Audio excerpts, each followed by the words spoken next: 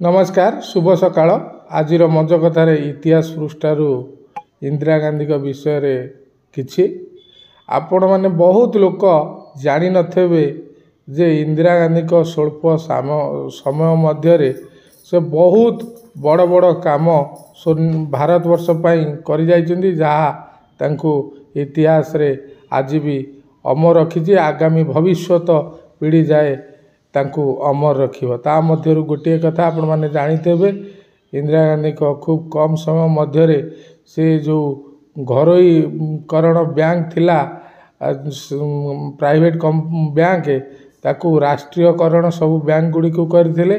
एति सहित पाकिस्तान को दुई खंड से युद्ध करिकी तांकर 90,000 प्राय 1 लाख सैन्य को पणबंदी करिकी आंठेकी माने आत्मसमर्पण पाकिस्तान को करिकी से पाकिस्तान को दुई खंड करथिले। अमेरिकार राष्ट्रपति तांकू अपमानित करथिले। ता अमेरिका राष्ट्रपति को कथा को भ्रुक्षेप न करी साहसर सहित से पाकिस्तान को दुई खंड करथिले। ता सहित आपण माने जानी आश्चर्य हेबे जे चीन को मध्य से डरी नथिले। आपण जानी आश्चर्य हेबे भूटान एवं तिब्बत भली सिक्किम मध्य गोटे देश थिला।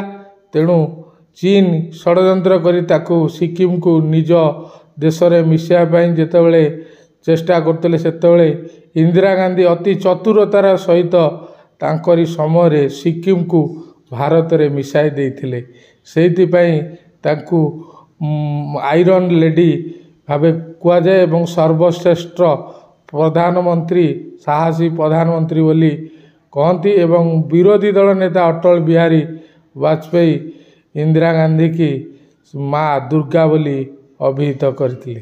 तथापि किछि अज्ञानी किछि जो माने कर किछि ज्ञान नहीं से माने इंदिरा गांधी की से माने गाली दौचंती तांको विषय रे प्रश्न पचारुचंती।